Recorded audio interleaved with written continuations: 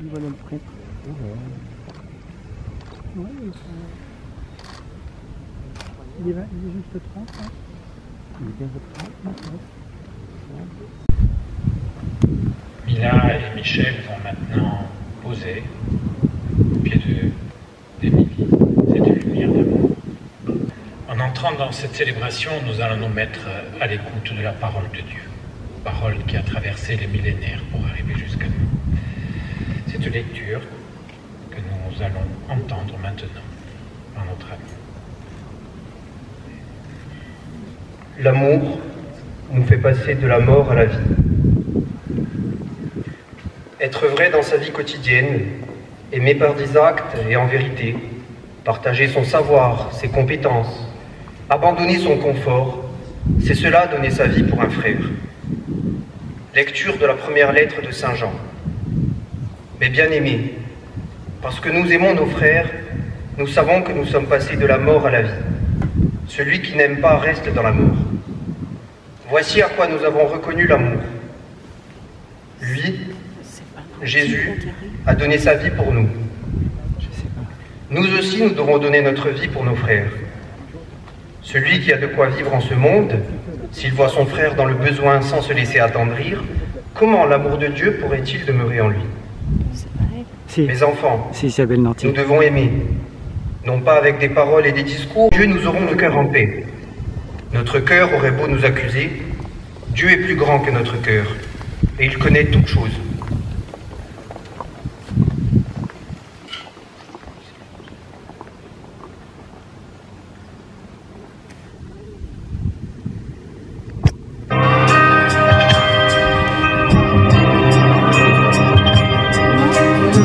Dans ce quartier du Vieux-Québec, ah, Stéphane de Roth, peut-être.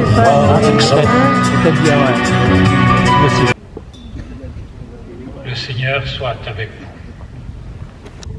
Évangile de Jésus-Christ selon saint Luc. À l'heure où Jésus passait de ce monde à son Père, il croyait en Dieu, croyez aussi en moi. Dans la maison de mon Père, beaucoup peuvent trouver leur demeure. Sinon, est-ce que je vous aurais dit, je pars vous préparer une place? Quand je serai allé vous la préparer, je reviendrai vous prendre avec moi. Et là où je suis, vous y serez aussi. Pour aller où je m'en vais, vous savez le chemin. Thomas lui dit, Seigneur, nous ne savons pas où tu vas. Comment pourrions-nous savoir le chemin? Jésus lui répond, moi je suis le chemin, la vérité, la vie. Personne ne va vers le Père sans passer par moi. Acclamons la parole de Dieu. Louange à toi, Seigneur Jésus. Alléluia,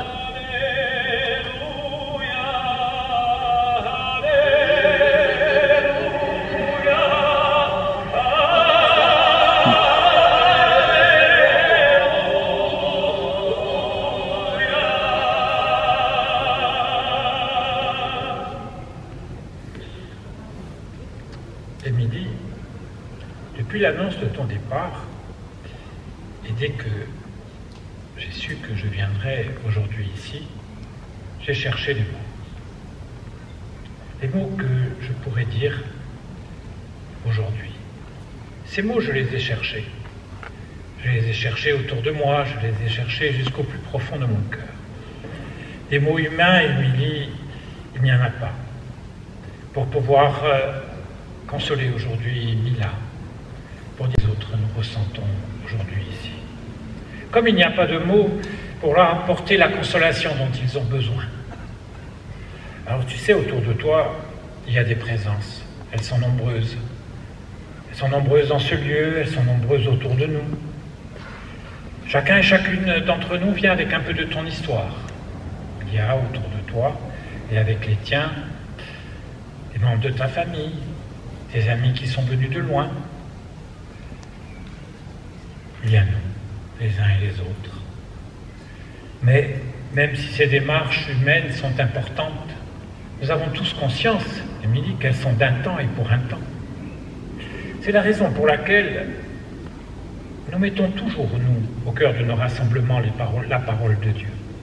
Pour nous, les chrétiens, le message qu'il nous a été donné de partager aujourd'hui. Le Dieu de ton baptême est venu à ta rencontre.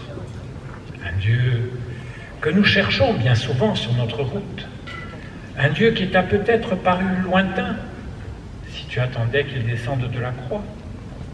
Mais ce Dieu de Jésus-Christ, il est venu à toi, tu vois. Il est devenu à toi à la manière des hommes et des femmes qui sont venus t'accompagner sur les chemins difficiles qui ont été les tiens. Il est venu à toi à partir de tout l'amour que tu as reçu. Et si tu as reçu beaucoup d'amour, c'est parce que tu as donné beaucoup d'amour. Tu as reçu beaucoup d'amour de ton papa, de ta maman, de tes sœurs. Tu as su ainsi en donner à ta fille pour lui permettre de marcher sur les chemins qui sont les siens, à la manière des femmes de son temps, se tenant debout. Tu as partagé cet amour avec Michel. Et ainsi, aujourd'hui, tu vois, ils ont le cœur triste, mais ils peuvent l'avoir en paix, et légitimement en paix. Car lorsqu'on aime, on a déjà vaincu la mort. Lorsqu'on aime, on entre dans la vie. Alors toi, tu es rentré dans une vie auprès de Dieu. Au milieu de tous ceux et celles qui t'ont précédé, ce que tu as connu, ce que tu as aimé. Elle vous dirait, ne soyez pas triste ni bouleversé. Sa vie lui a permis de partager tous les talents qu'elle avait reçus. En choisissant ses lectures, j'avais d'abord choisi un texte qui s'appelle le texte des talents. Seigneur distribue à chacun et chacune de nous des talents. Certains les font fructifier, d'autres ont peur de les perdre, alors les cachent au fond d'eux. Émilie, elle a su les partager. Avec vous, certes, avec vous les siens, mais elle a pu les partager avec tous ceux et celles qui se sont tournés vers elle et vers qui elle s'est tournée. La lumière de son regard, son sourire, a été pour beaucoup, et continuera à être pour beaucoup, quelque chose d'important. Quelque chose qui a aidé les uns et les autres à vivre un quotidien différemment. Ses talents, elle a su les partager, même au cœur de ce moment difficile qu'elle a traversé. L'affection de ceux et celles qui vous aiment puisse vous aider à vivre ce moment autrement. Nous voudrions justement que ce message d'espérance qui nous l'a fait voir vivante puisse illuminer votre cœur. Non pas sécher vos larmes, mais parce qu'il est légitime de pleurer, mais de vous apporter la paix dont vous avez besoin. Cette paix qui peut vous aider, nous aider tous à vivre ce moment